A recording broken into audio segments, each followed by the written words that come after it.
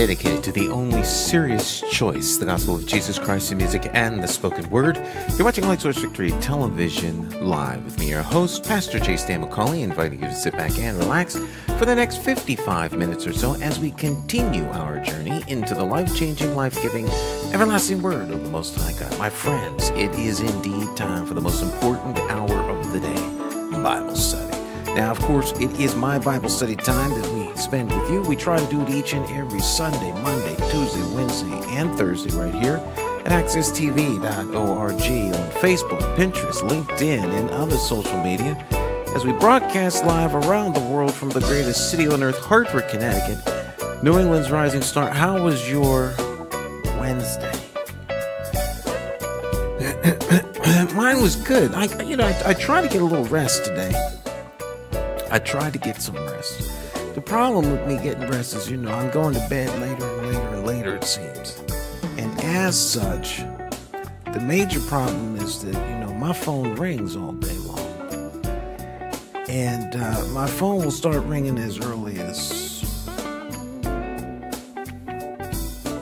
7:30. And then it just rings all day. And so for me to get caught up on sleep, I need to sleep like late. And for me, 9 o'clock is like late. Okay. I'm like, phone ring, you gotta get, once I'm up, I'm up. So my sleep is getting backed up. But I did get some cat nap type sleep. And the children had a half day today. All right, so I had to go get the children. The children wanted to go out and eat places and do all kinds of things and play in the playground and all that other stuff. Then I had a production. I'm not complaining, but it was a busy day. And today is a day that it could be that I fall asleep on the air. That's my worst fear, but I don't think it'll happen. I don't think it'll happen, but people fall asleep driving. And they don't think it'll happen. You know where you should pull over, but people just keep on going? All right. I know people who have unfortunately died due to falling asleep behind the wheel of cars. It's a tragic thing. But you can fall asleep on your job. You ever see people fall asleep on the job, or people fall asleep in church? All right. People fall asleep in church. Deacons be sitting on the front row. See, there's a dignified way to fall asleep. When I was going to school for aviation maintenance, I was like one of the youngest people in my class. There were two of us. Actually, I think it was three of us. Myself, Skip Nielsen, and Jim Haney. Jim Horton. Jim Horton. Yeah, Horton Aviation. They flew planes to school. Him and his brother, they flew a different plane to school. You got the people who drive a different car. No, the Hortons, they flew a different plane. They sold airplanes, so they had an airport. I think I'll look them up when I get off the air tonight. Horton Aviation, see if they're still around. But I was 19 when I went to aviation school, and it was after we graduated. I graduated at 17. So 17 to 19, I was in aviation school, postgraduate. Yes, because I moved to Connecticut when I was 19. I started aviation maintenance school when I was in the 11th grade. So I went there for 2 years, the 11th and 12th grade. And then post-graduation, then we went to, so I'm just trying to get these dates together. But we were the youngest in the class. Okay, so 17, 18, 19. Then at 19, I moved up here to work at Pratt Whitney. Been here ever since. Hartford. Fell in love with the city when we came up to Hartford on a tour. We did a tour of the city. And actually, we didn't do a tour of the city. We did a tour of Pratt and Whitney. And while we were there, the guys came and, drove through the city. I'm 18 years old. I came up here with a bunch of guys that were in their 30s. And the 30-year-olds, to me, seemed older. These were all ex-military. GIs. These were like Air Force, Marines, like the aviation portion of the Marines, like the Hawker Harrier. We had a Harrier vertical takeoff jet at school.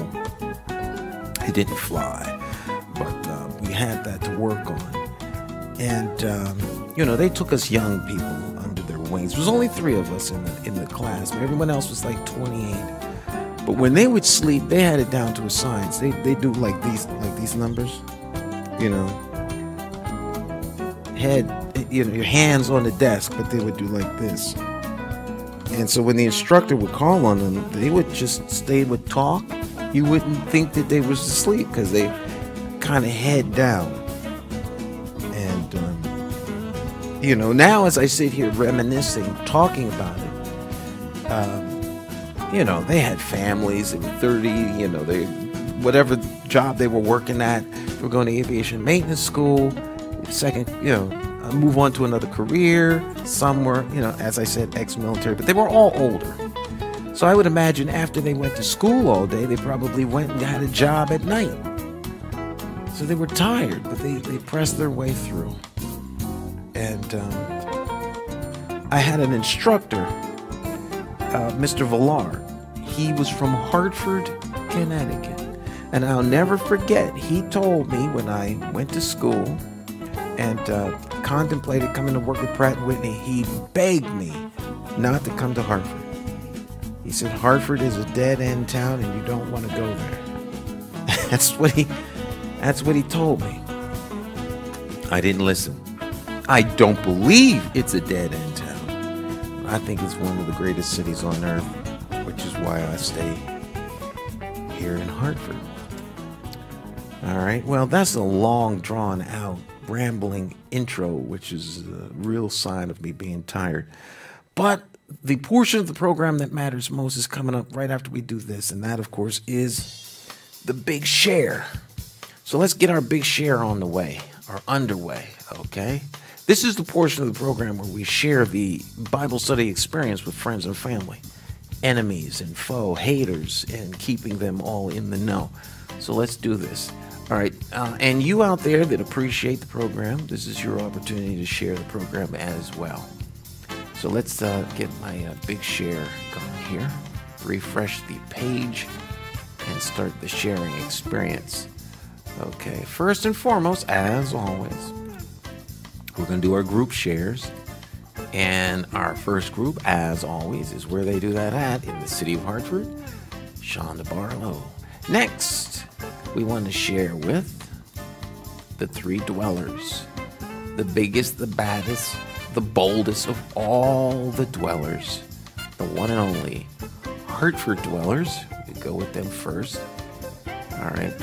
The Free Speech Rangers, the Hartford dwellers. The other dwellers, they don't allow free. They don't like mean speech. Anybody says anything mean-spirited or, even halfway perceived as mean or angry, they'll censure you. That's not the case to Hartford dwellers. They'll let you talk over there. You might get muted if you go out of hand, but they won't delete you or edit you or anything like that. Okay. Dwelling in the north end of Hartford.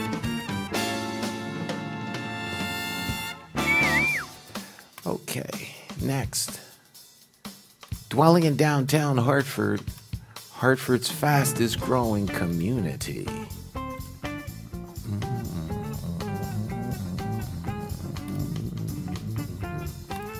Okay, next. Still have a couple more groups here. Community block watches in the Northeast Clay Arsenal community. Next, we want to share with a couple of gospel pages. First of which is going to be the New England Women and Men of God. Next, we want to share with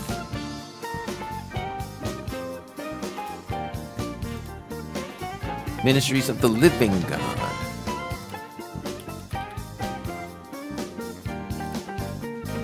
There we go. We're getting there. We don't want to forget our favorite group, accesstv.org. Virtual TV Network Group. All right. And then next, let's see here. Did I get all the groups?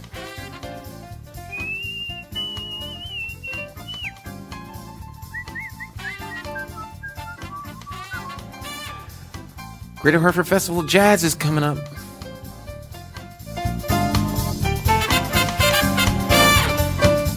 All right, let me stop. And I'll get into that. I'll digress for another 20 minutes just listening to the jazz. But Chris Christie does a great job over the Greater Hartford Festival of Jazz, and it's coming up real soon. I'm going to get front seat again because, of course, I'm there taping, so I get like best seat in the house.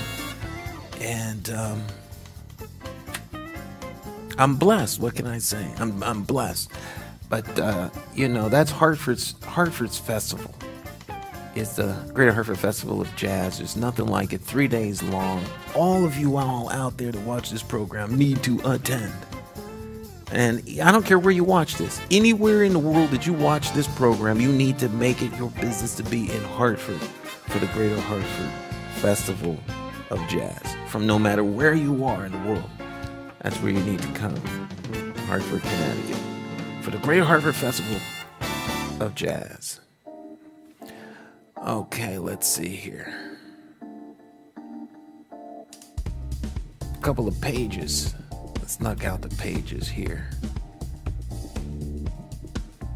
AccessTV.org. Facebook page. Next, we want to do Connecticut Black News Network. Facebook page. Next, we want to do Dwelling in Downtown Hartford's Facebook page. Next,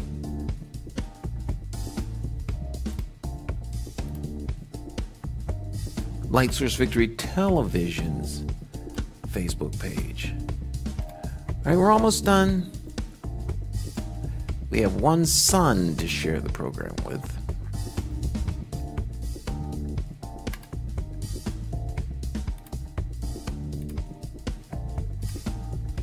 He's 16, so we share with him. Okay, and then next we have a friend that we share with too.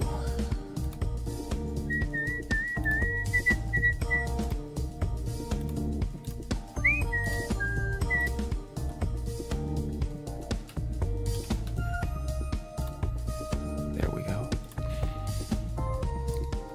That's it.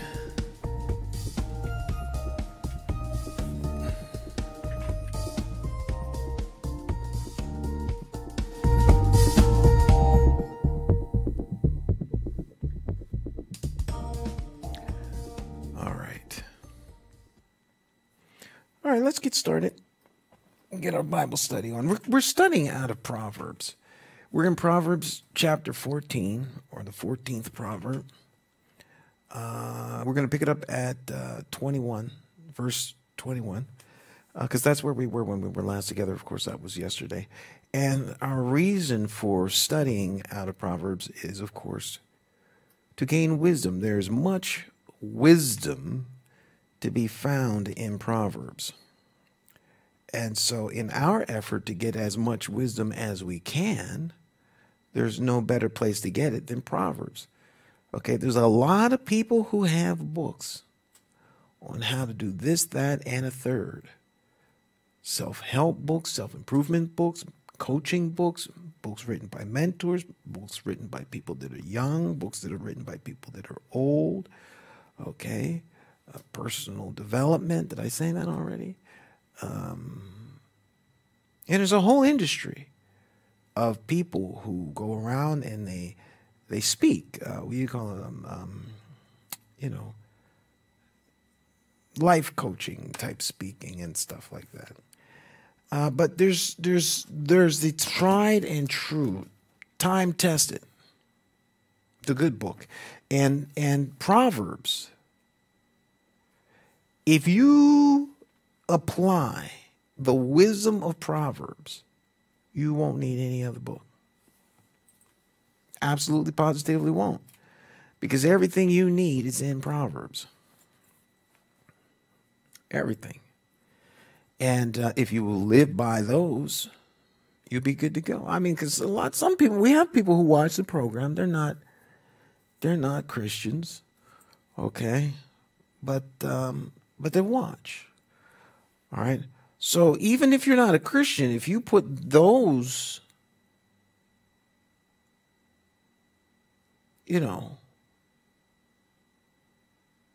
those wisdom bites, like sound bites of wisdom, if you put those words, all right, if you do the practical application, all right, we're not talking theory, right? A lot of people have a lot of theory about a lot of things, but theory is a big difference between theory and practice. Big difference, all right? Theory and practice. So if you put these things into play, actualize them, execute them, you'll find that your life will have far more benefits than negatives. This is my Bible study time that I spend with you. As I said at the beginning of the program, we try to do it 5 days a week, Sunday through Thursday. Thursday's open forum, where we open up the phone lines and we let you lead the direction of the discussion. We stay for 1 hour. Even if nobody calls, we stay for 1 hour, because that hour is meant to say to anybody who is a critic of the program and has disparaging things to say, we give them an opportunity to call. As of yet, they haven't. So we make the point by being here with no one calling, that there are no questions, no comments, no criticisms. That's how we hope it is. All right? Because if you're teaching or instructing, people should get what it is, and there should be no questions. All right? But it is not logical to think that everything I say resonates to the degree that people get it and then can just run with it. Sometimes, somewhere, someplace, got to be a question. So that's what we do.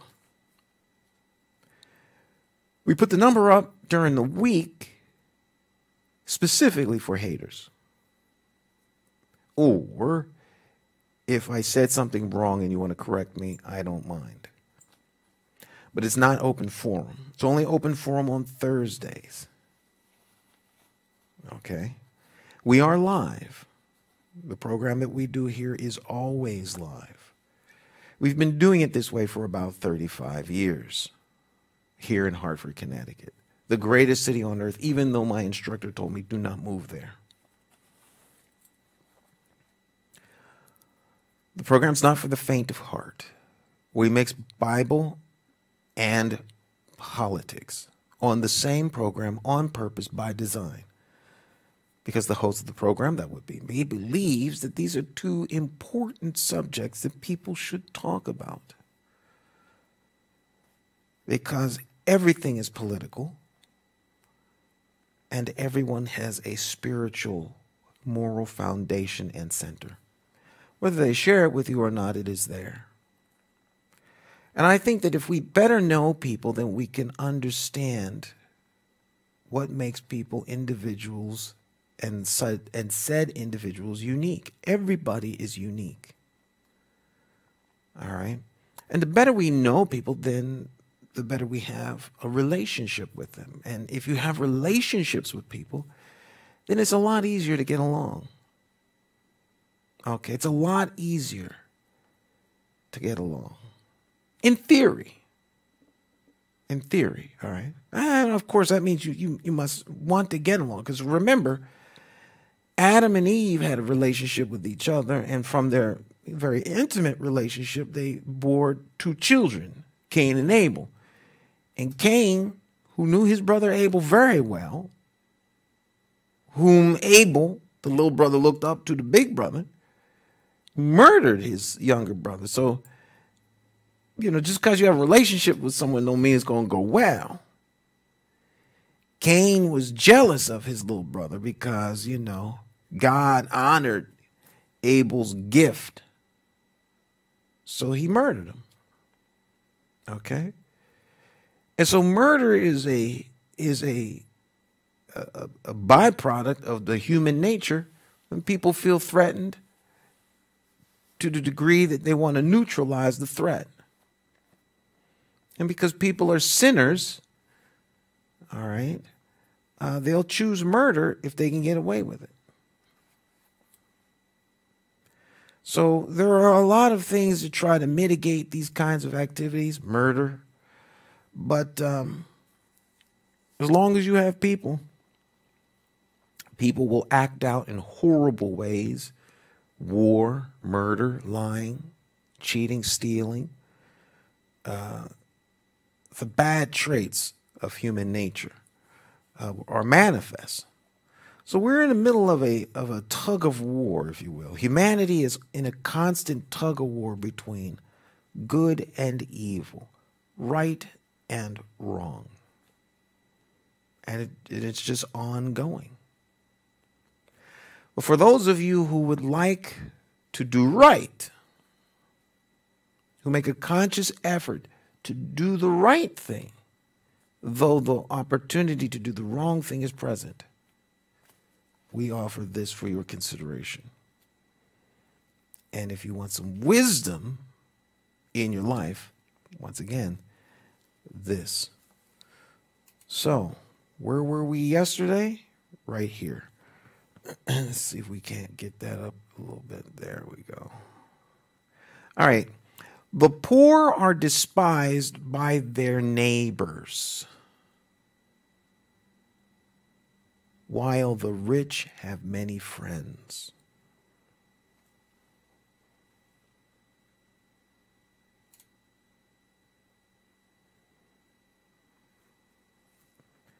There's,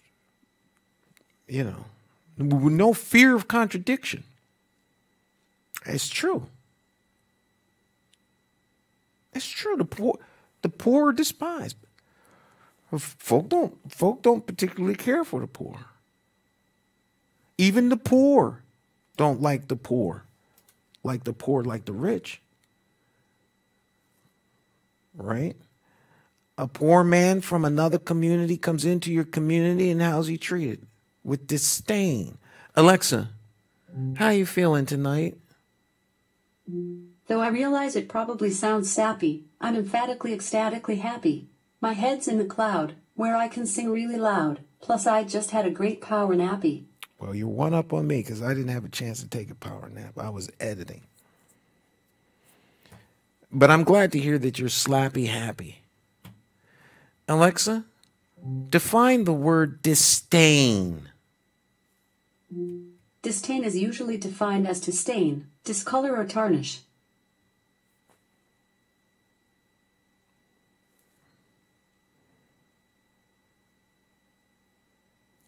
Alexa, what is the definition of disdain? As a noun, disdain is usually defined as lack of respect accompanied by a feeling of intense dislike or, alternatively, a communication that indicates lack of respect by patronizing the recipient. As a verb, disdain can mean look down on with disdain. Disdain is different from disdain. I guess she thought I meant like to stain, a little Ebonic in there, and she's trying to get her little linguistic fine tuning. All right, so to look down on.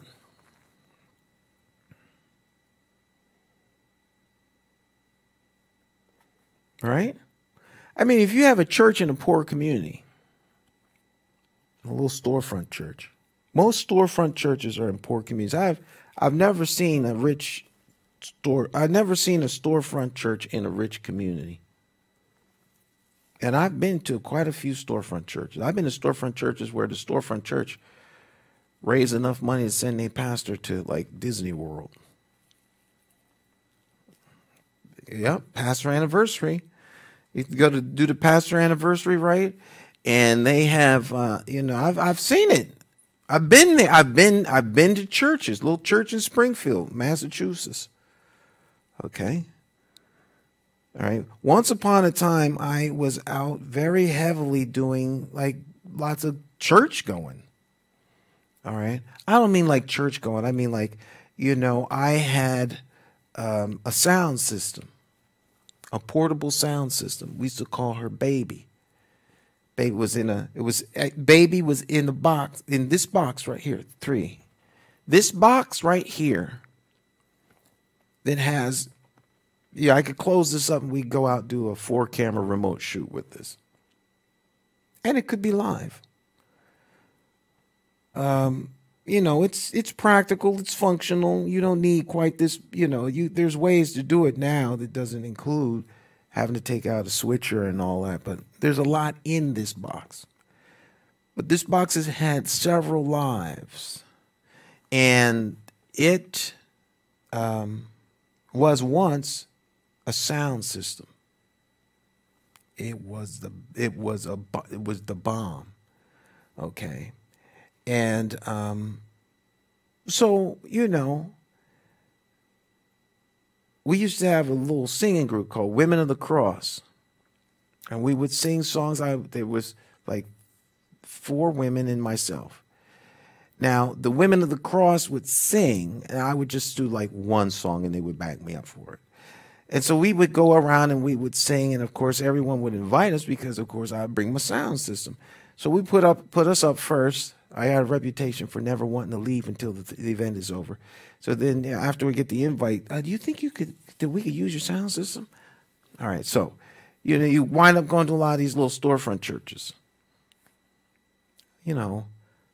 Saturday night musical, and so the little choir is going to sing. You invite choirs from all the other churches, and so you do the church choir night thing, and so all the people at church are members of other choirs. So you literally wind up preaching to the choir if you're the guest speaker on these nights, because everyone there is members of the choir. Okay.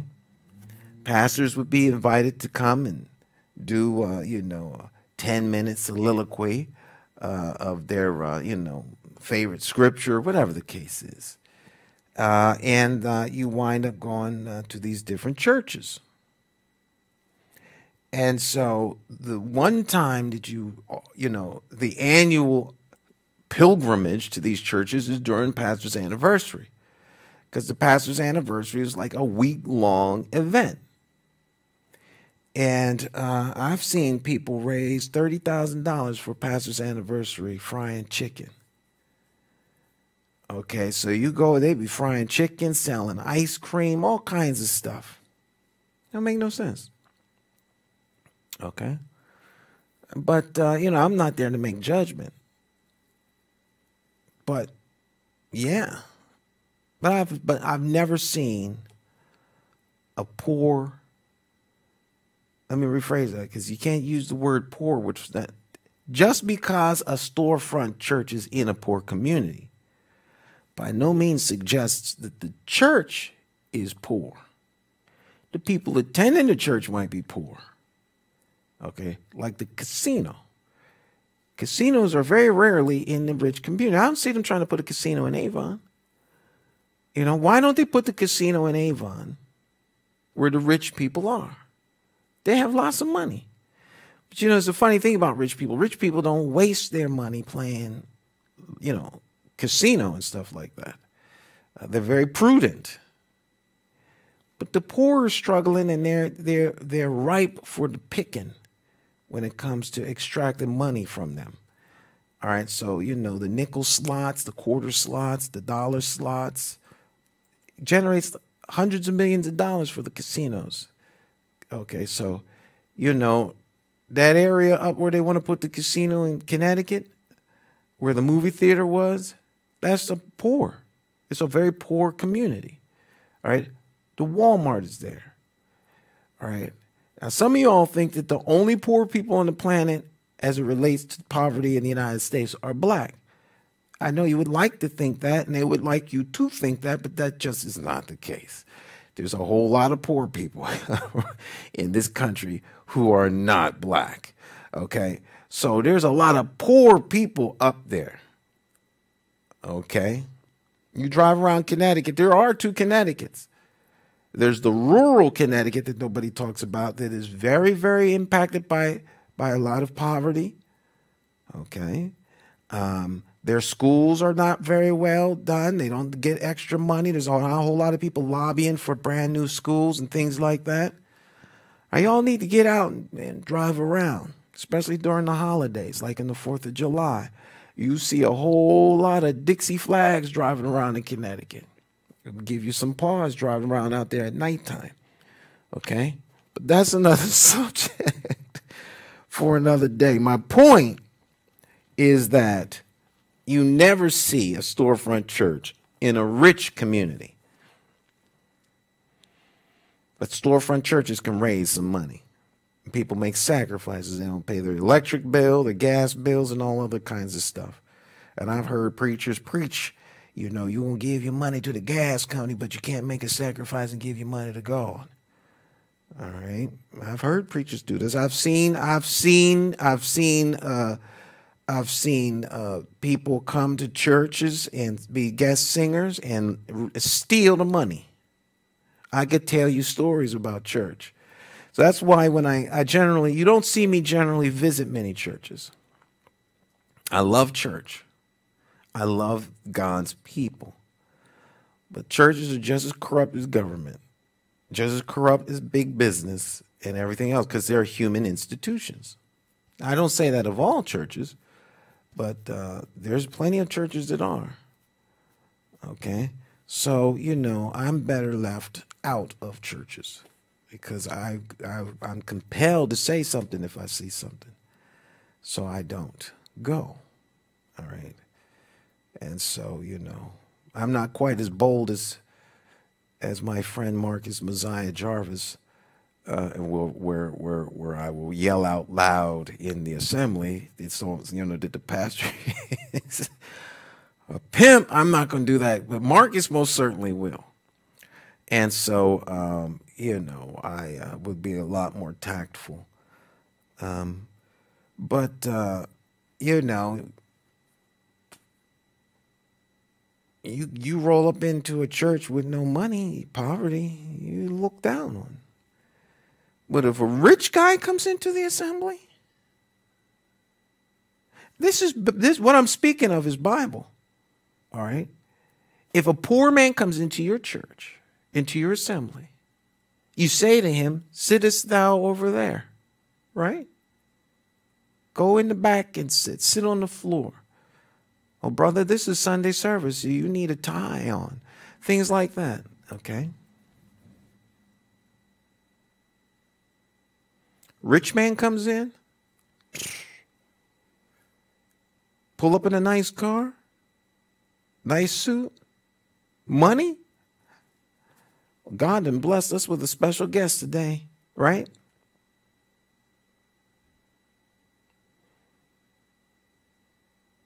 Right? Just keeping it plain. All right. Some of you that are new to the program, I don't mean like new today, but new to the program in the sense that you've watched the program for a relatively short amount of time, may not be used to hearing me talk this way about churches. But for many, many years, I was quite vocal about these kinds of things. In fact, I joined the Ministerial Alliance, the Greater Hartford Ministerial Alliance. I was a member for one day. And they said disparaging things about the man who was my mentor at the time. And so I went home and wrote a letter of departure.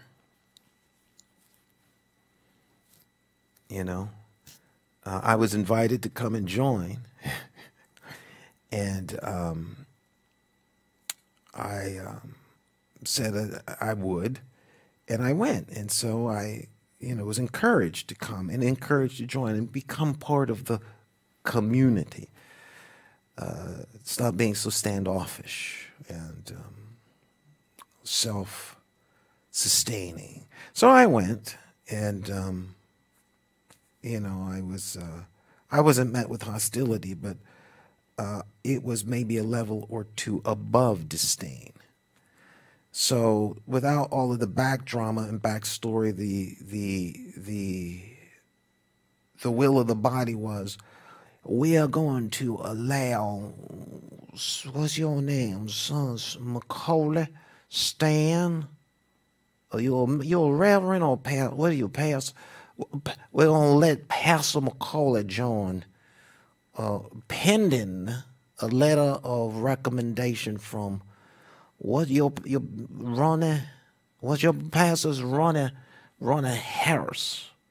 Where's he at, man? What church he's a minister? Ronnie. Okay, so pending a letter of recommendation from Ronnie Harris, Dr. Harris. Well, Dr. Harris will allow Mr. Pastor McCauley to join the.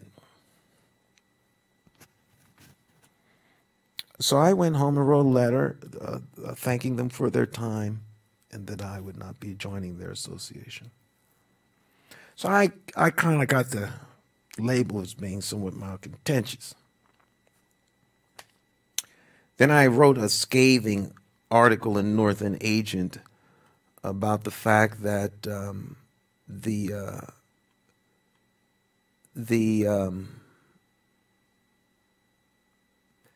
Hartford Foundation for Public Giving had given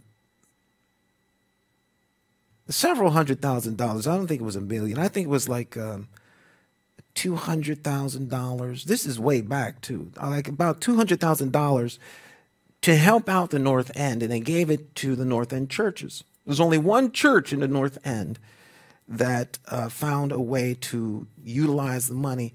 Everyone else was so busy fighting over how much everybody, who was going to get what, this, that, and the third, that the Hartford Foundation for Public Giving took the money back.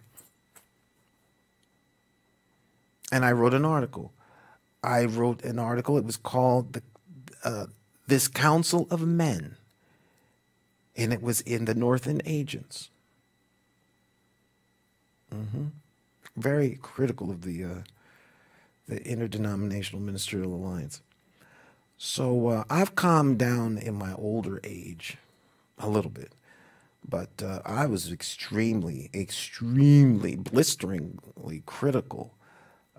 I was far more critical of the churches than I was of politics, as you see me be critical today. But I have no problem being critical of churches when it comes. I'm not going to be critical of churches just for the sake of being critical. But if the analogy is necessary, I have no problem going. I have no problem going there at all.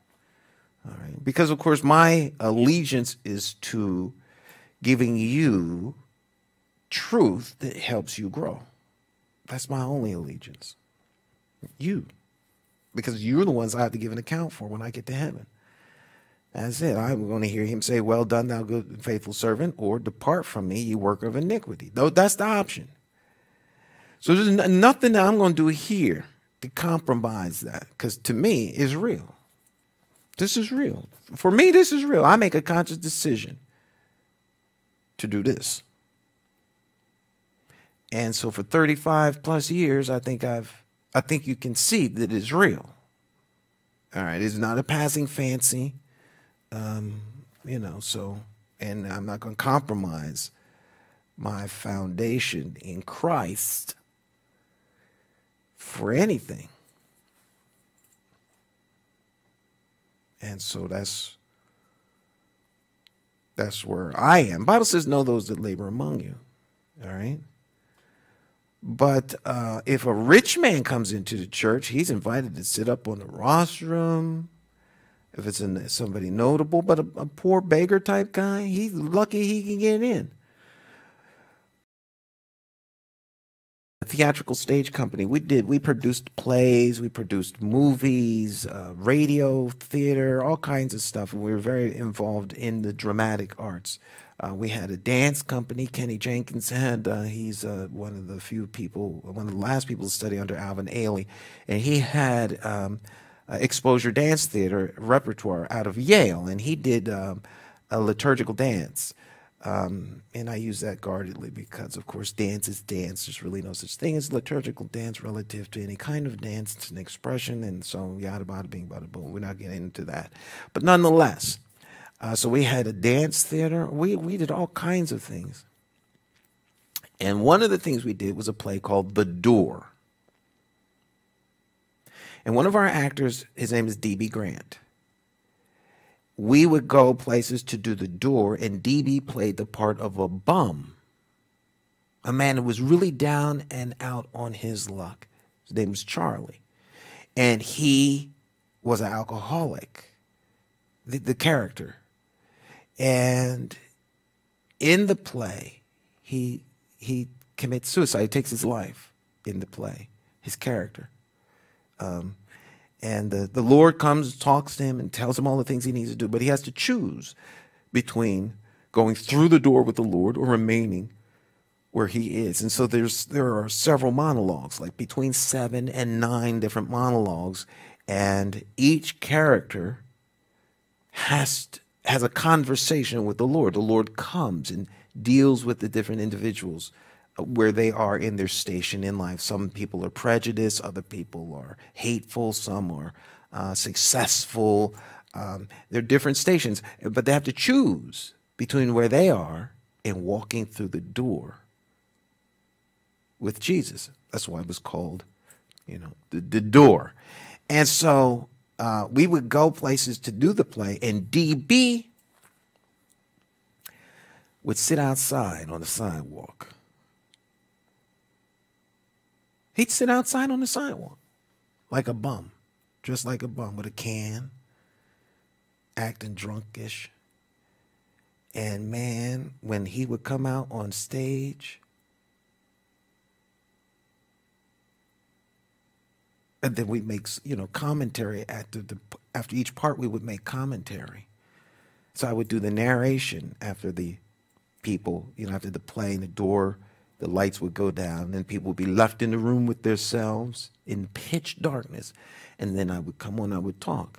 It says, how many of you walk past him on your way in? One of those kinds of things, really convicting. It wasn't for the faint of heart. It wasn't for the play wasn't for the faint of heart. That's been our signature for many, many years. Not for the faint of heart. We get kicked out. All right, we were kicked out of one church. I won't talk about that because it was a misunderstanding, but it was what it was, and I respect the decision to do what they did. But we were kicked out of one church doing the door. It was just too much. It was too much. Okay, Richard, you remember. Richard was he was there. Don't put the name of the church we was kicked out of. Thank you. All right. We took no prisoners. We took no prisoners. The door was the bomb. I might bring it back. Let's see how far we could push the envelope. Wait till after if I decide to run for mayor and become mayor, maybe then I'll do the door. We push it right up to the edge. I'm only searching for where the edge is at. So I really can't get mad at my one daughter, 7, because I don't mean 7, Nia. I can't get mad at Nia because my daughter Nia, is one who pushes it right to the edge. Right to the edge. And she's adorable because she challenges me right to the edge. Right to the edge. Sometimes I've been wanting to be, discipline the child, but she's just doing what her dad does. So it's hard for me, but, I can't remember ever seeing a storefront church in a rich community.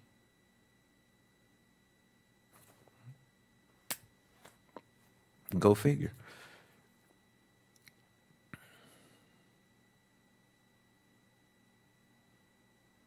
I don't mean the downtown or the urban areas of wealthy communities. I mean a rich community where the rich actually live and have mansions and manicured lawns. I've never seen it. Okay. people look down on the poor. They look down on the poor. But the rich have many friends. Now, this is something that you need to be concerned about if you have money. Because if you have money, people will be all kinds of friendly with you. All kinds of friendly. Everybody likes somebody that's got money. All right? Dollar Bill has lots of friends. Empty wallet, no one knows. All right? Disdain. People look down on the poor. If you got a poor neighbor, nobody cares about the poor neighbor. Nobody cares about the poor neighbor.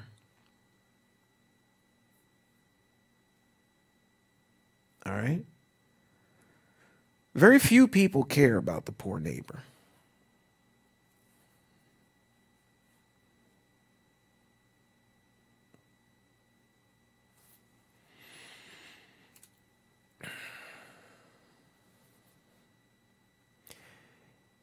It is a sin to belittle one's neighbor. Blessed are those who help the poor. The poor are despised even by their neighbors, while the rich have many friends. It is a sin to belittle one's neighbor. Blessed are those who help the poor. You want to be blessed? Help the poor.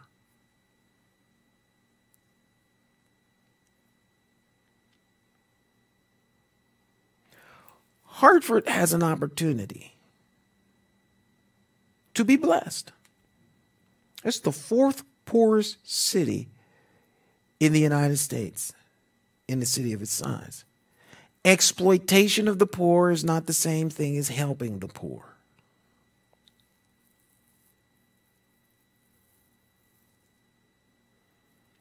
Having federal dollars directed to Hartford because of Hartford's poverty level as an ongoing fundraising mechanism to drive dollars into a city that desperately needs it is not the same as helping the poor.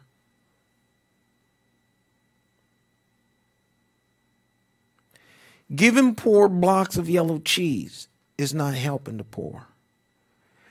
Giving the poor the resources to produce blocks of yellow cheese, now that's helping the poor. Okay. What are you doing to alleviate? Alexa, define the word alleviate.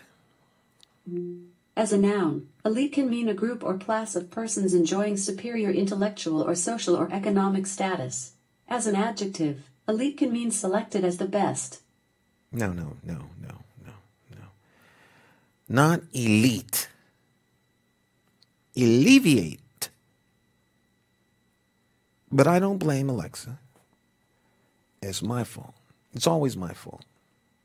Everything is my fault. When things don't work well, it's my fault. All right. Very few people have heard me say this because very few people have had the opportunity to work for me. But when it comes to firing people, it's not their fault. It's my fault. Some people have heard this speech, but that would mean they would have to be fired, right? Or on the edge of it. So I always say, look, clearly a mistake was made. And it's not your fault.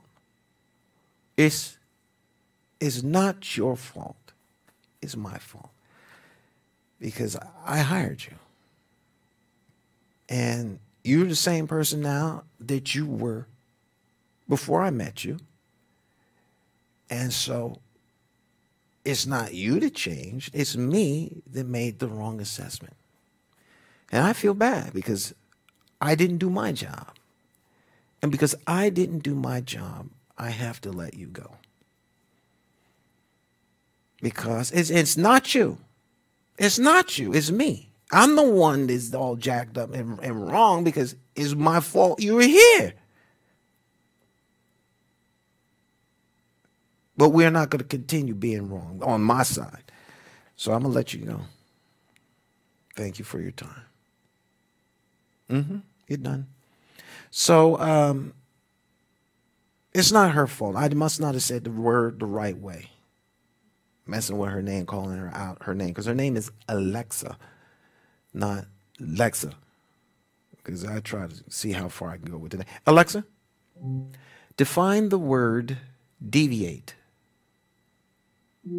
Deviate is usually defined as a person whose behavior deviates from what is acceptable, especially in sexual behavior. Turn aside, turn away from, cause to turn away from a previous or expected course, be at variance with, be out of line with, or markedly different from an accepted norm.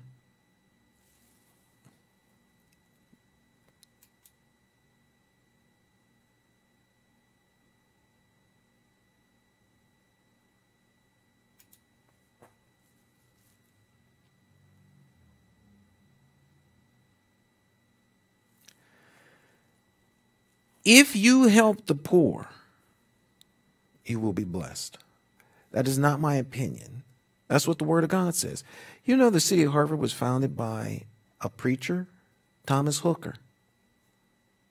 Hartford was founded by Thomas Hooker. He was a preacher. He came here to establish a church. Bushnell was a preacher.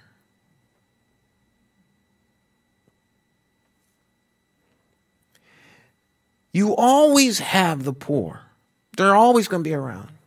How you treat the poor demonstrates a level of character from those who are in a position to help. All right. Now, you may,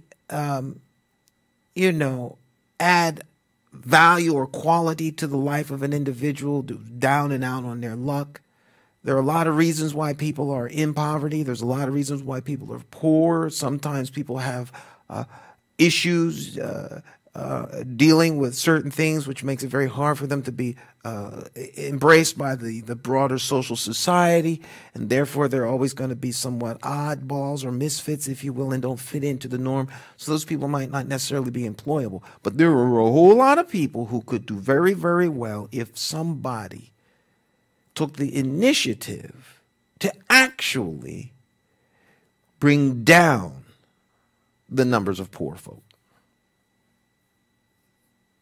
But that has to be a conscious decision.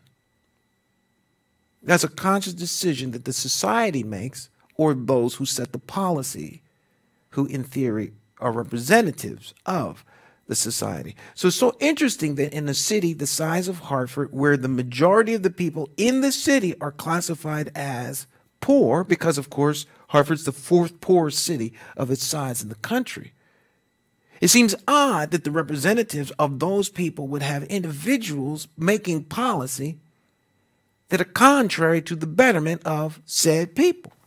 I don't understand that.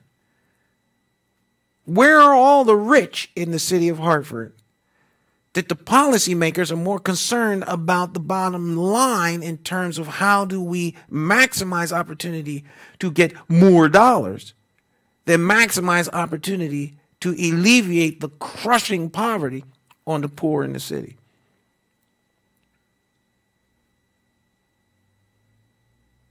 I understand that.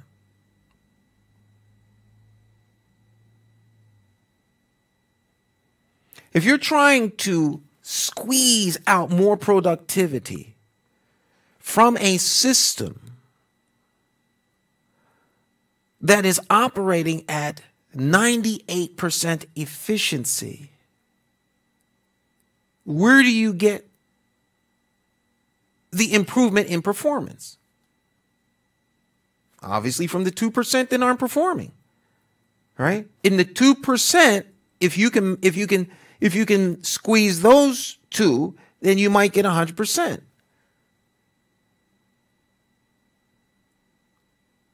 So in theory, if everyone in Hartford is doing the best they can, the only place to get increase is from those who aren't. That would be the poor.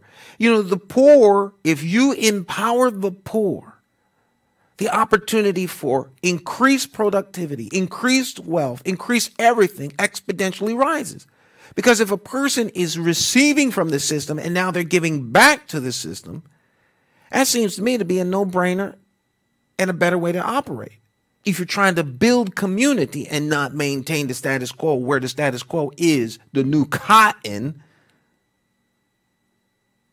that is feeding everybody else. So you got 50,000 people coming into Hartford to work every day, and like, you know, maybe 10,000 of them is getting their cheese from helping the poor. It would seem like the poor they're not helping the poor is helping them.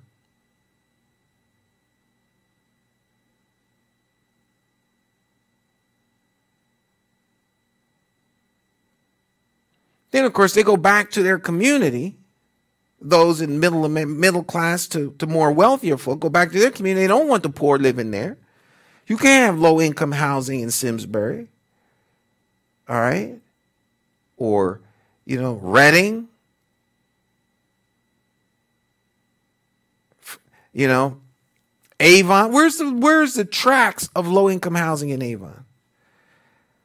And when I talk about low-income housing in Avon, I'm not talking about double wide or trailer park. I'm talking about, you know, structured, you know, build out with, you know, monies that are going to go into a development where we're going to, you know, wholesale put poor folk. There's no methadone clinic in Avon. With all the opioid crisis there are, you would think that there would be more drug facilities out in the suburbs. But where are they? They're in Hartford.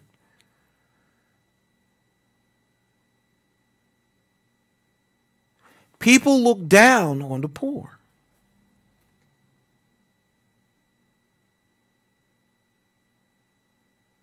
They look down on the poor. All right?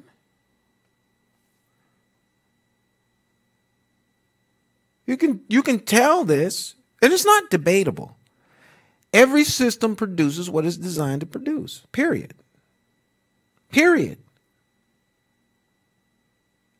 If you go to the end of the line in the factory and Ford F-150s are coming out the door, it's a logical assumption, because we can be wrong when assuming. Alexa, what is an assumption? Assumption is usually defined as a statement that is assumed to be true and from which a conclusion can be drawn, or, alternatively, a hypothesis that is taken for granted. A hypothesis that is taken for granted. We can take for granted if Ford F-150s are coming off the assembly line that the assembly line must be producing said vehicle. Upon further investigation, we go in there and we see, indeed, if we go all the way back to the beginning of the line, we can see where different parts are all coming together to create this one thing called a Ford F-150.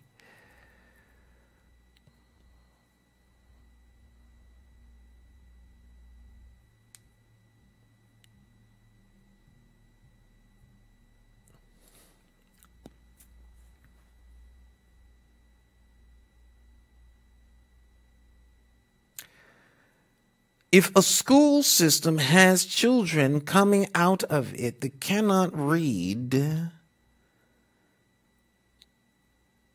at grade level, then it can be assumed that the system lacks the capacity to produce children that can read.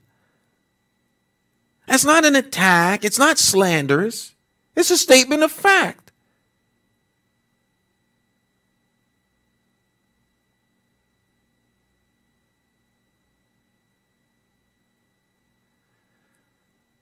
A city can never balance its books if there are structural deficits built into the system that prevent it from ever coming out in the black or on the profit side of the ledger, or at the very least to break even. So you have a built-in deficit.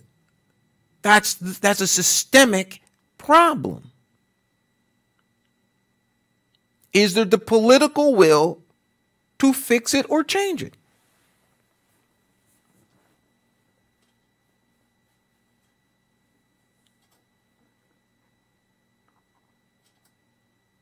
I believe that you have the poor as a means whereby to test the caliber and character of the individuals in leadership. What do they do to help the poor? If they help the poor, then they will be blessed.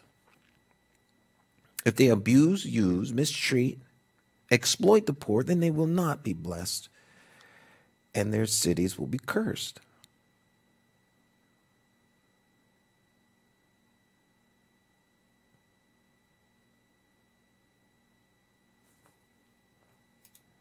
We're just exploring wisdom. If you want to be blessed, help the poor. Verse 21, King James Version.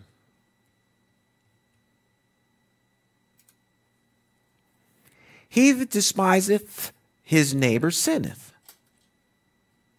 But he that hath what? Mercy on the poor. Happy is he. Now, mercy is a very specific type of love. This is the problem when you read the modern English, because words mean things. And there are concepts and constructs built around words that communicate ideas, thoughts, notions. All right. Mercy is a very, very important thing that can't be understated. Okay. But in the modern English, and we're not going to get into all of this real deep. All right. But in the modern English, as you can see, it doesn't say anything about mercy here. And this is one of the criticisms of the New Living Translation. I'm aware of the criticisms, but you know, we're not going to get into all of that stuff. We got to pick something. All right. So you're not going to spend your whole time second guessing the choice. I don't care what you pick, you're going to find something wrong with it. So you can find something wrong with anything. The issue isn't to find something wrong with everything you're getting ready to fix. Let's get it fixed. We micromanage the wrong of the thing on some other time. But when you're there to fix a thing, let's get it fixed. What we choose to fix it, we will work around whatever the deficiencies of the thing are. But we're not going to sit here and micromanage what's wrong with the fix that we've chosen. If it fails, we will acknowledge the failure, pick the next thing off the shelf, and move on. We're going to be pragmatic. All right? That's me. All right.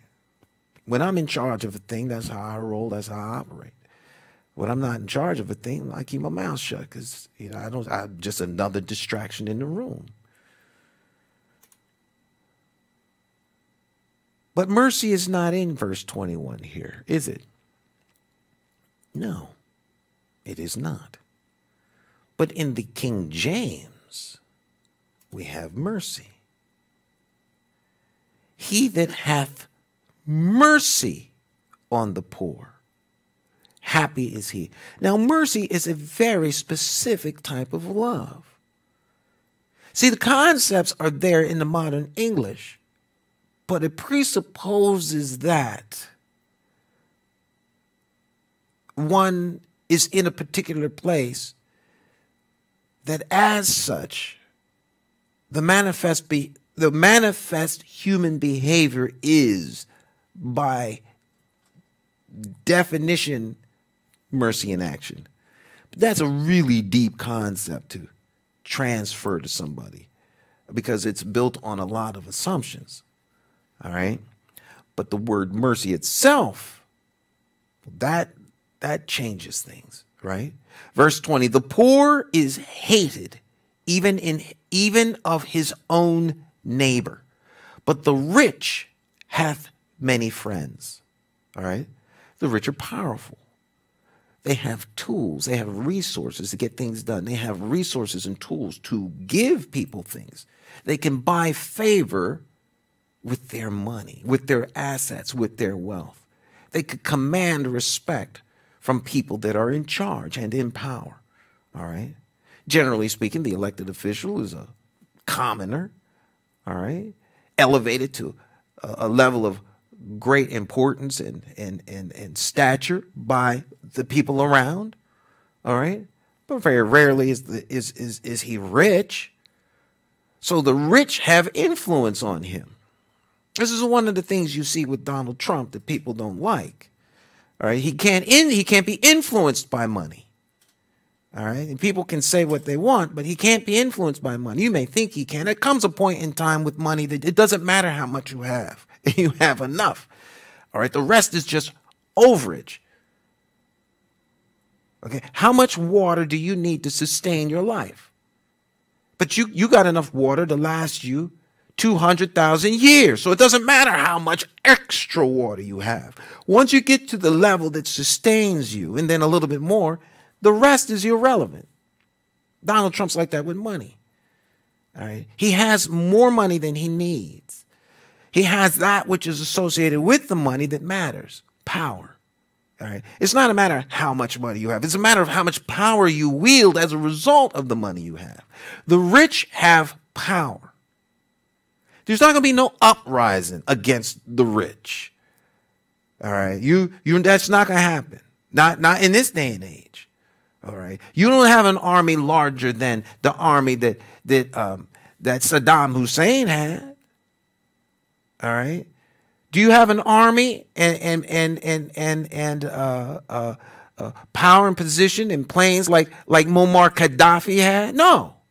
You're not uprising. Not here in the United States. You talk all you want. You march all you want. You can act out all you want. You can make any kind of manifesto you want. Rise up and see what happens. Rise up. Your boy over there in North Korea got some nuclear weapons. He got a big standing army. Let him rise his little self up. All right. Well, we could start a third world. Yes, exactly. Yes, we could start a third world war. But I'll tell you one thing. He's not going to be shooting none of those missiles over here. It's just not going to happen. Him, South Korea, Japan, part of China, part of Russia. Gone, but they're not coming over here. See, people operate in this kind of like Walt Disney World and escape reality. They escape reality. So there's not going to be no uprising. The rich are powerful for a reason. Because they can influence. All right. Where there might be an opportunity for communities to rise up, push back. Potential leaders are co-opted. Why? They sell out to those who have what? Money. It doesn't take much. All right. The one brother sold his birthright for what? Bowl of soup. Porridge. Okay.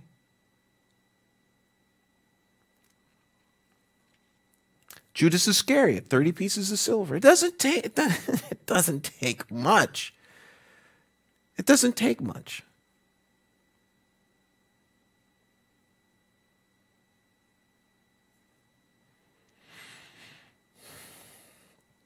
It doesn't take much. All right. So the rich have influence. And so they can buy favor, they can buy influence, they can buy people. What can the poor buy? Nothing. So the poor do not generally look at other poor folk and figure out how can we help one another.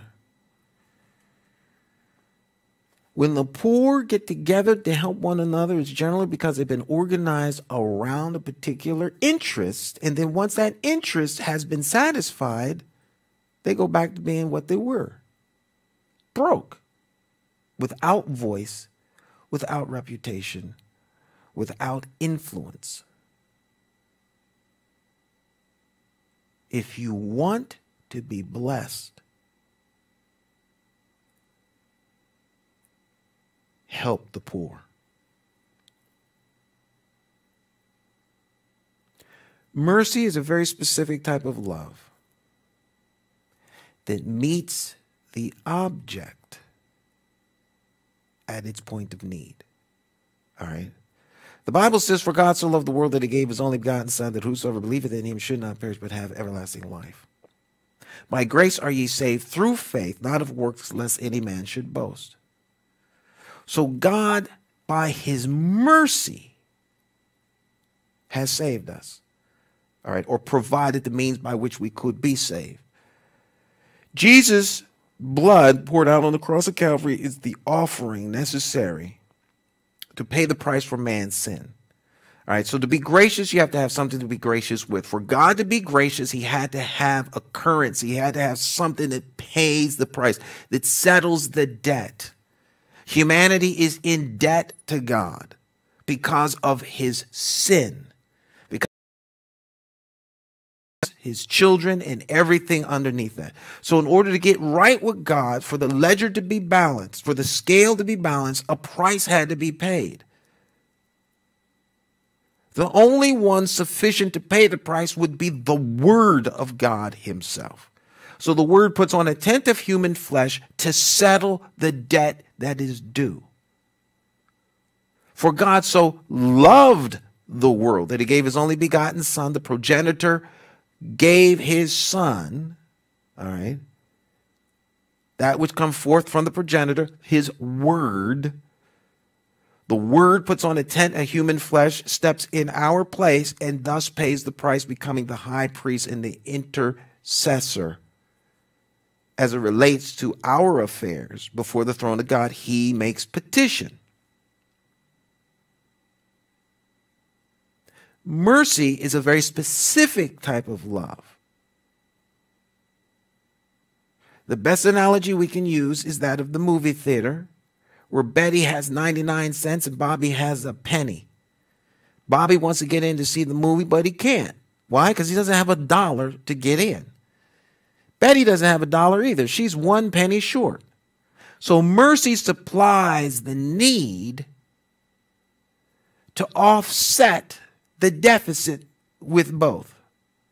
If the state of Connecticut were to be merciful, it would give Hartford the $550 million in the deal that the current mayor worked out along with the legislative body and the governor and the treasurer and our state delegation to offset Hartford's debt. They'll assume Hartford's debt of $50 million a year for the next 20 years and give Hartford an opportunity to get back on its feet. That would be an act of mercy. But the rest of the state's they're not going to be merciful. There is no mercy.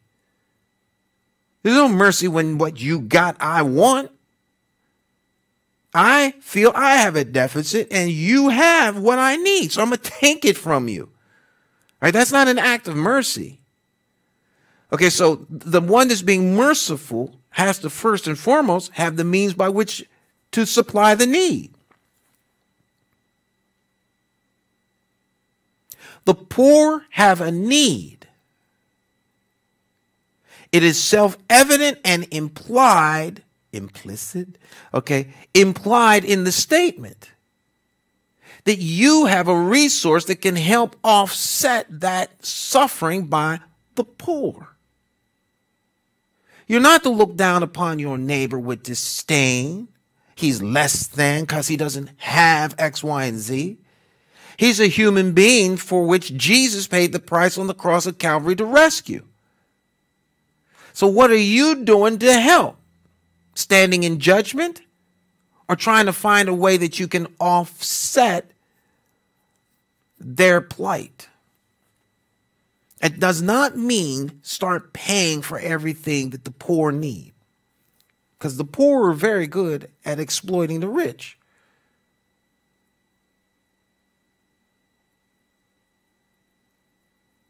A vicious circle. These are attitudes of the heart, like giving. You give not expecting to receive. That's when you get. When you give with an expectation that you're going to get something in return, God is not an investment bank. He's not the stock market. Giving as unto the Lord is an expression of worth and value for who God is and what he has done. Not I'm going to give and then God going to get me back tenfold. All right. When you give, you may get back tenfold. But when you give to get back tenfold, you turn God into an investment operation. God is not an investment operation. He doesn't need your money. His power is not derived through taxation or squeezing you for some sort of monetary purpose.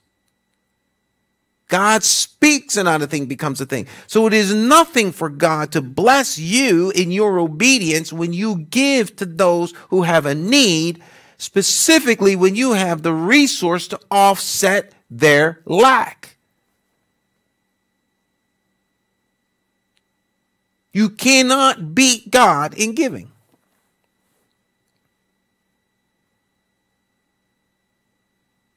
That's what I get out of giving everybody that's running for office an opportunity to have 15 minutes to come here and say whatever they want. What's Stan going to get out of that? All right. I'll be blessed because I have a resource they don't. They have to pay lots of money for 15 minutes of production to get on the internet. They have to pay somebody something. They have to pay lots of money.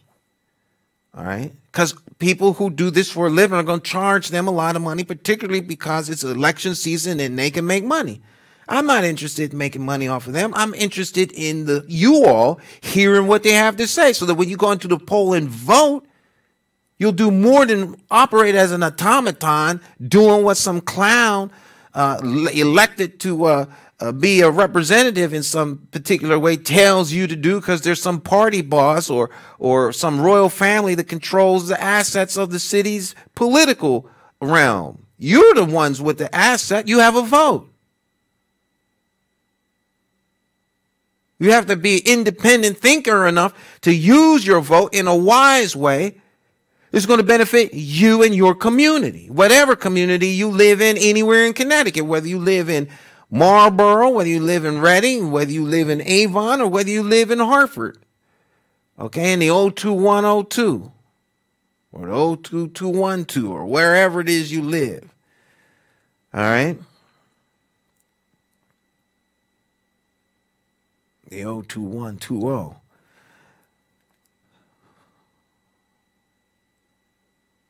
So I'm blessed when I give.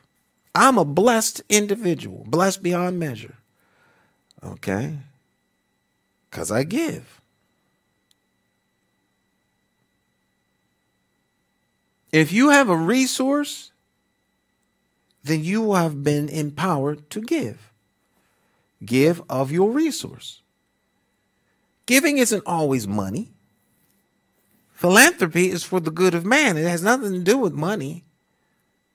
Give of your time, your talent, your treasure. There's plenty of ways for you to give. All right. And you can give to people without them even really understanding or knowing that you're giving. Because you give as unto the Lord. Then you'll be blessed.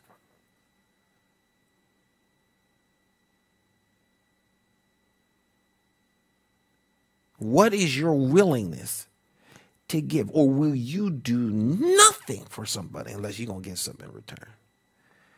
If I don't get something, I ain't going to do it.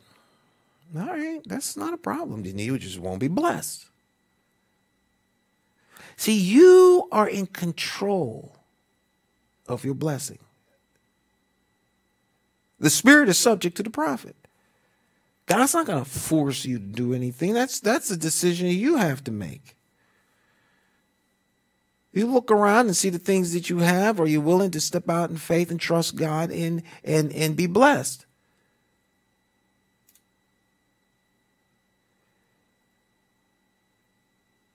He that hath mercy on the poor, he who with what he has supplies that which relieves the suffering of the particular individual. The individual is the determiner of the amount of relief necessary, not the giver.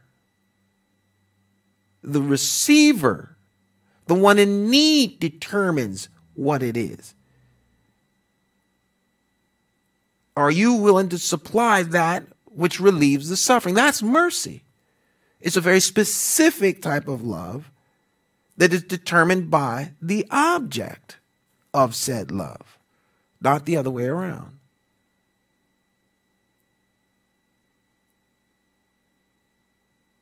So if the poor needs a place to live, then the poor needs resource whereby said individual can have the means to pay for a place to live. Not a free living space, because of course nothing is free. So rather than to have a place to live, they're in bondage. It's just a soft jail cell. Rather than a jail cell with bars, it's a mental jail cell. Always in a place of receipt as opposed to a place of giving.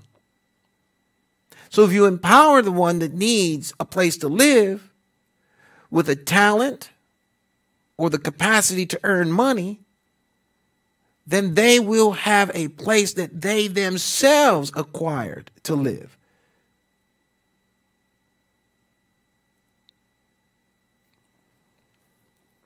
I digress.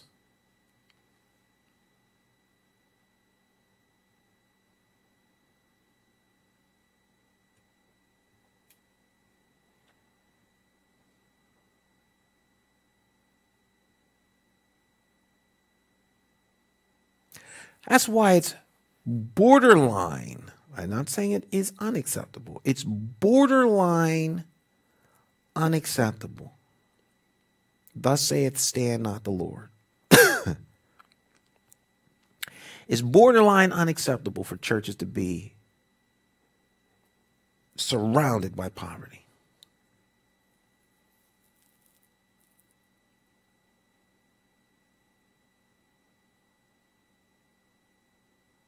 One has to ask oneself, what is the church doing to alleviate poverty in its midst?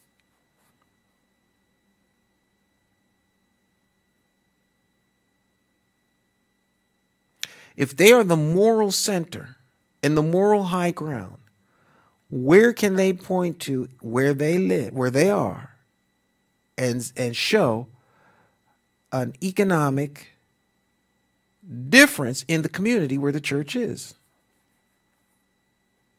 Two strong men cannot occupy the same space. Poverty is very spiritual.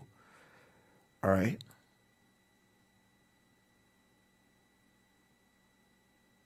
So if the church has a spiritual presence and a spiritual dynamic, the effects of poverty ought to be mitigated by the presence of a church. But if a church is birthed out of division because some so-and-so didn't get along with Pastor so-and-so, now you got two churches, a breakaway church from the original church. Both churches are not operating in the right frame that they should be. And now they're competing for the members of each other's church, as opposed to reaching out into the community where the poor are, empowering and inspiring them through the life-changing, life-giving, everlasting word of the Most High God, so that there's real dynamic change.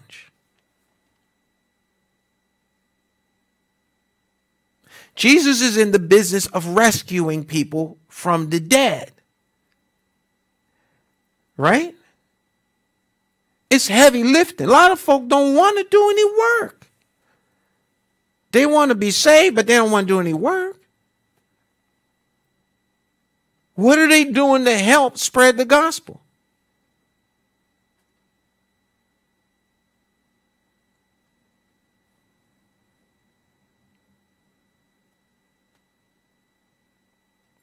Right? What are Christian policymakers doing? See, being a Christian in government isn't advocating for anti-abortion rights. You can advocate for anti-abortion rights all you want. You can be pro-abortion, anti-abortion. All of that is a moot point because everybody has a right to choose, period. It's not something that you grant to somebody. It's something that everyone exercises on their own. It is a God-given right, not something that's legislated. People choose to reject the gospel of Jesus Christ. Doesn't matter what they do. If they don't accept Jesus, they're not going to heaven. That's what the word says. He came to set men free from the bondage of sin.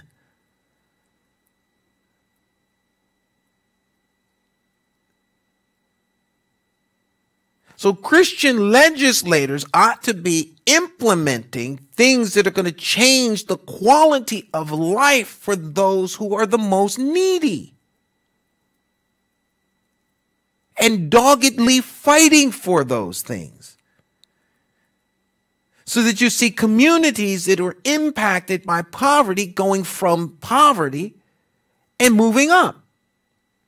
Not maintaining poverty, continually being spoon-fed that which is enough to keep you on life support. We want you to leave the hospital well. Now, maybe someone else might come in wounded, as such is the case, but guess what? They don't stay there and let the doctor feed off of them for the next 20 years, preventing them from full recovery so that they could keep charging.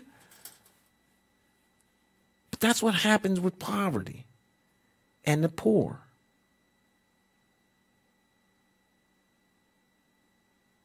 Systems are in place to continually having poor people remain poor.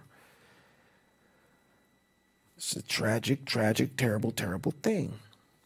But I digress. That's just one man's opinion. I digress. I'm sorry. I got on my little soapbox. Every once in a while, I get on the soapbox. I'm sorry. I said to my wife, because I'm in the middle of editing something, a project. So I was in here falling asleep right up to the last 10 minutes of doing getting ready for the program. I put the alarm on several emergency rings so that if I fell asleep, the machine would wake me up. I said, I think I'll try and do a short show tonight. She said, like what? Well, yesterday she said that like 8 minutes, because this is really supposed to be the 8-minute Bible study, but it's impossible for me to do an 8-minute Bible study. It takes me 20 minutes just to get on the air, all right? Because I ramble too much, I talk too much, all right.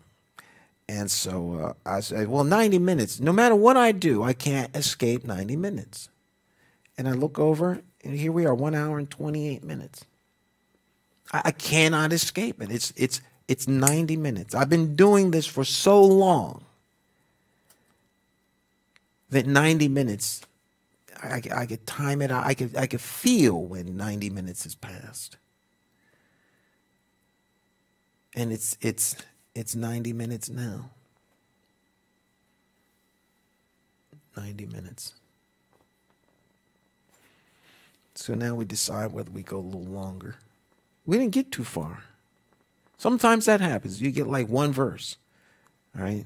Get hooked up here on the poor. All right? He that despiseth his neighbor sinneth. But he that hath mercy on the poor, happy is he. You want to be blessed? You want to be happy? Do right by the poor. Do right by the poor. It is a sin to belittle one's neighbor. Alexa, define the word belittle. Belittle is usually defined as lessen the authority, dignity, or reputation of, express a negative opinion of, or cause to seem less serious, play down. It's terrible. Poor is an economic status. It's just you just don't have a lot of money. Rich is an economic status, which means you just have a lot of money. But the value and quality of the human being is not lessened because he or she doesn't have money. If you do that, then you do truly sin, because you determine the world on who they are, but what they have, which means you don't value them. You value So now you are a judge of people.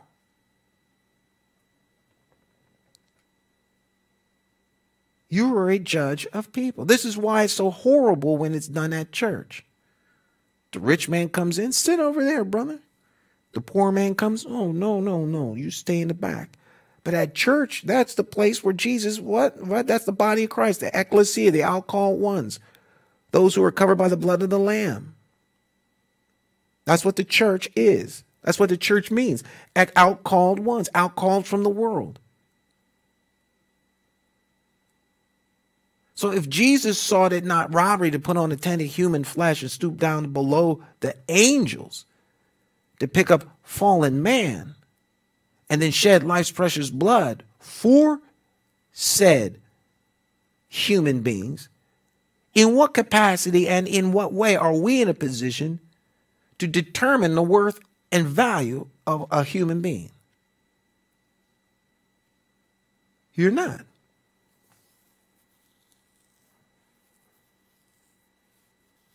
You become partial to people because you see them as X, Y, and Z. All right? Well, so-and-so's a racist. And so what? Well, they can't be a racist. Yes, they can. How many people you know are liars? Thieves, backbiters, disobedient to parents.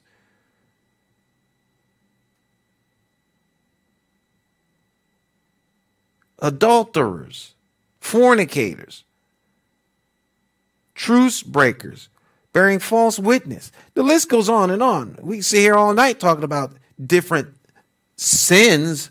You go through a pretty big book naming sins off one at a time. So racism and hatred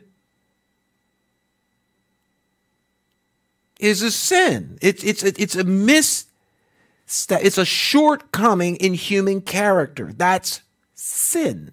It all is sin. So individuals who are caught up in any sin are in need of help. But if you look at your neighbor with disdain because he doesn't measure up to your particular standard, just because he looks at you with disdain doesn't mean you have to look back at him with disdain. The Bible talks about turning the other cheek. It goes to the extreme. If a man smite you or smit you or hit you on your face, turn the other cheek. See, you're not going to do that unless greater is he that's in you than he that's in the world. It takes a particular type of character to do that. It's a character that doesn't put self first, but rather the will of God first. And it comes as an outward and a natural outward manifestation of they who have that relationship. Some classify it as holiness. Okay, so, or holy living. Holy living is more than just walking around in burlap bag dress and eating certain foods and having Sabbath on certain days. That's just, that's not even an application. Okay, it's in your daily goings and comings, your conversation and everything else. That wherever you are, whatever you're doing, when people look at you, do they see he that dwelleth in you that empowers and influences that?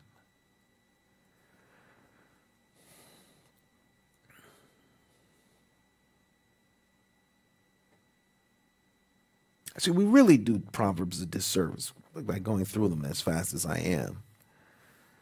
But we're almost halfway through with 14. We're not quite through. We could go each proverb, little saying at a time and take 3 hours for each one of them. We will never get done. We'll be here for the rest of our natural lives.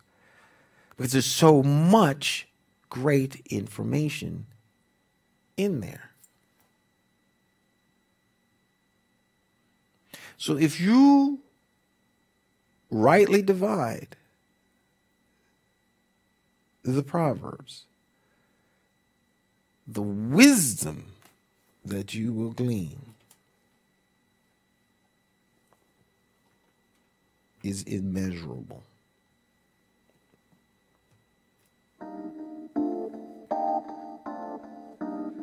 Time to go eat.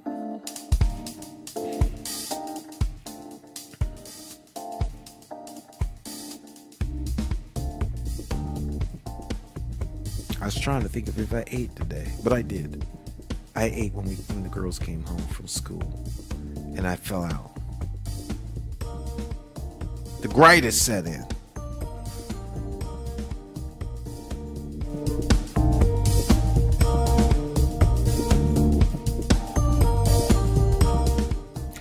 Having more fun than Christians should be allowed to have. Light Source Victory Television Live. Tomorrow's Open Forum Thursday. If you have a question, a comment, criticism, tomorrow's the day for all of that.